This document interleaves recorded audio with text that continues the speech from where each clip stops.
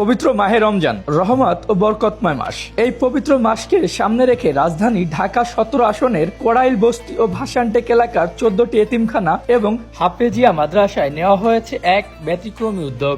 পুরো রমজান মাস জুড়ে এতিম ও অসহায় শিক্ষার্থীদের জন্য ইফতার, সেহরি ও রাতের খাবারের ব্যবস্থা করা হয়েছে। এ উপলক্ষে পশ্চিম ভাসানটেক থানা অন্তর্গত জামিয়া কুরবানিয়া তালিমিয়া দাওরা হাদিস মহিলা মাদ্রাসা ও এতিমখানায় উপস্থিত হন মাননীয় প্রধানমন্ত্রী জনাব তারেক রহমানের সহধর্মিণী ডক্টর জুবাইদা রহমান এবং তাদের একমাত্র কন্যা জাইমা রহমান। তারা এতিম শিক্ষার্থীদের হাতে পুরো রমজান মাসের প্রয়োজনীয় খাদ্য সামগ্রী তুলে দেন এবং সবার সঙ্গে বসে একসাথে ইফতার করেন। কোড়াইল বস্তি রাজধানীর অন্যতম বৃহত্তম বস্তি, যেখানে নিম্ন আয়ের সাধারণ মানুষের বসবাস।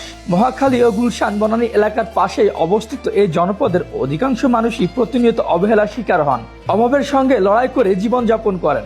অনেকের কাছে ভালো ইফতার ও সেহরি যেন এক বিলাসিতা। এমন বাস্তবতায় সরকার প্রধানের পরিবার সাধারণ মানুষের কাতারে এসে এতিম ও বস্তির শিশুদের পাশে দাঁড়ানো নিঃসন্দেহে এক ব্যতিক্রমী উদ্যোগ।